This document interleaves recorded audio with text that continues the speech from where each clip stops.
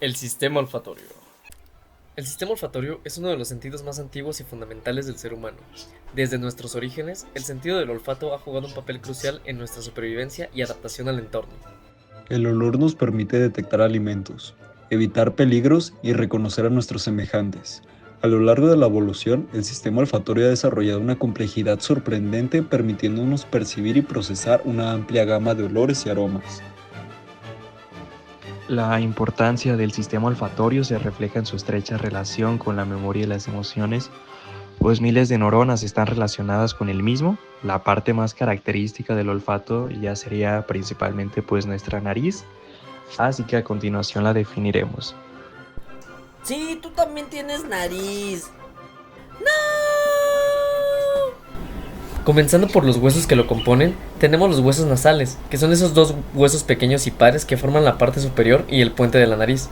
Los maxilares, que también son pares, contribuyen a la formación de las fosas nasales. Los palatinos, que también son huesos pares que forman la parte posterior del paladar y contribuyen a la formación de la cavidad nasal. El etmoides es un hueso impar que contribuye a la formación del techo y la pared lateral de la cavidad nasal, además de formar parte del tabique nasal. El vómer es un hueso impar que forma la parte inferior del tabique nasal. Por último, los cornetes, que son dos estructuras óseas alargadas que se encuentran en las paredes laterales de las fosas nasales.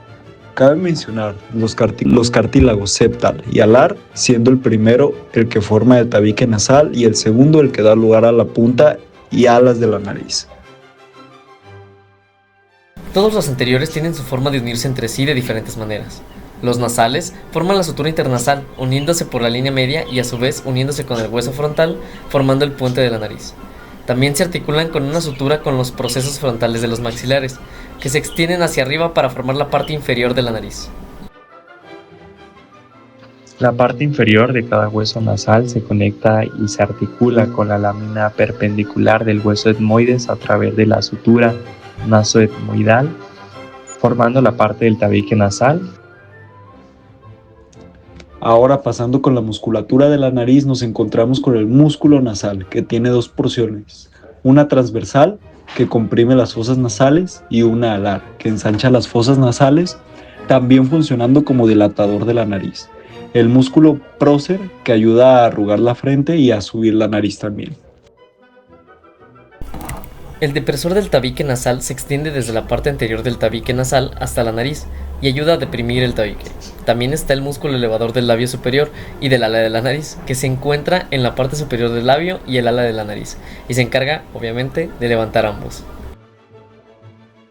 Para hablar de la irrigación de la nariz tenemos que comenzar por las venas, siendo estas: la vena angular, que drena la parte anterior del rostro; las venas nasales, que drenan hacia la vena facial; y, para redundar, la vena facial, que drena la región frontomedial de la nariz externa. Las venas oftálmicas drenan la raíz de la nariz, mientras que las venas esfenopalatinas drenan la cavidad nasal. La vena dorsal se encarga de drenar la parte superior de la nariz.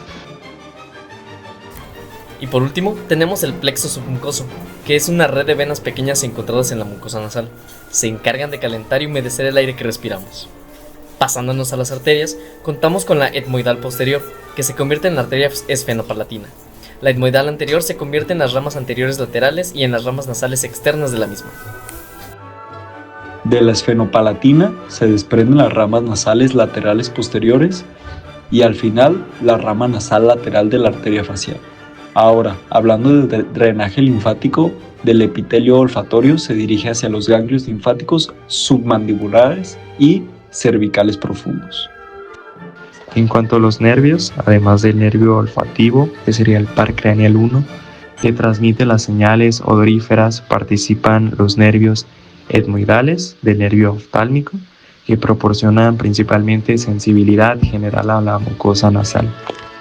También se asocian el nervio facial para la secreción de las glándulas nasales y el nervio vago en reflejos como el estornudo. Ahora que entendemos mejor la estructura, ya podemos principalmente hablar de los descubrimientos y estudios que se han hecho al respecto de uno de nuestros sentidos más importantes, y principalmente adentrarnos a la parte nerviosa de este sentido.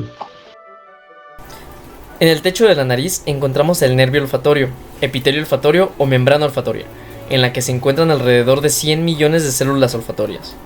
Estas son células nerviosas bipolares que se alternan con las células de sostén y las glándulas de Bowman, las cuales se encargan de producir mucosa.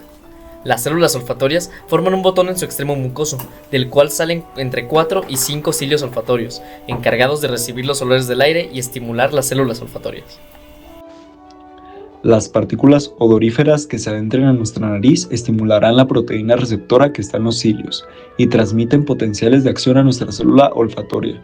La información recibida va hacia los glomérulos, que son la terminación de miles de axones de las mismas células olfatorias y que conectan con dendritas de las células mitrales para de ahí irse por el tracto olfatorio. Todo lo anterior ya ocurre dentro del bulbo olfatorio, que se extiende hasta la base del encéfalo, donde el tracto olfatorio se bifurca hacia el área olfatoria medial y olfatoria lateral. El área medial principalmente se encarga de este comportamiento básico sobre la alimentación, como lo es salivar, lamerse los labios y prepararse el estómago para la digestión, mientras que la parte lateral ya es encargada del sistema límbico, que nos ayuda ya sea tanto para disfrutar o aborrecer los olores que se perciben. Cierta parte de los olores también llegan al tálamo, donde se realiza el análisis consciente de los olores. Pero hay veces que no podemos oler nada, ¿verdad? Bueno, eso es porque no todas las partículas pueden ser olfateadas. Para que una partícula pueda ser olida por nosotros, debe ser volátil, tener un poco de carácter hidrosoluble y un poco de liposoluble, para atravesar todas las barreras de nuestra nariz, como la mucosa y los pelos de la misma. Aunque hay gente que ha querido darle una clasificación de olores que percibimos, como lo han hecho en el sentido del gusto, dividiéndolo en salado, dulce, ácido, amargo y umami, en el caso del olfato se han hecho más de 100 clasificaciones de sensaciones olfatorias, por lo que se suelen reducir las clasificaciones existentes a agradable o desagradable. Profundizando más, nos enteramos que los olores no solo estimulan las células olfativas y se iban, sino que también existían moléculas que debían estar en la nariz y que serían los receptores del olor, siendo así que cada una de estas cadenas de material podía detectar olores distintos.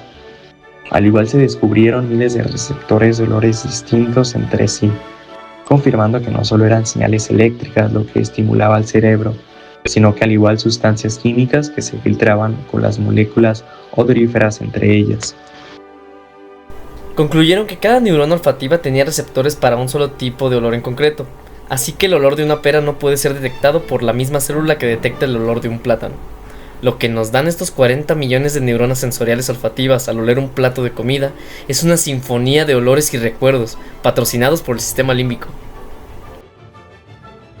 Por ejemplo, si aún no se lo han comido, tomen el chocolate que les entregaron al inicio y acérquenlo a su nariz. Ahora, hagan lo mismo con el vino que se les entregó. Y ahora con las rebanadas de limón que tienen al lado. Cada uno de esos olores que percibieron tiene más de un receptor olfativo específico, pues el vino activará aquel relacionado con el alcohol y a los olores ácidos y avinagrados, mientras que el chocolate puede despertar receptores relacionados con notas terrosas, frutos secos o frutales. Y cada olor puede dar lugar a un sentimiento diferente en cada uno de ustedes, pues también dependerá de cómo se relacionen con esos olores y las vivencias que hayan tenido cerca de los mismos. Y sería todo por nuestra parte. Ahora sí pueden comerse lo que gusten y recordar que sin el olfato sería muy probable que prácticamente la comida no les sabría nada. Gracias.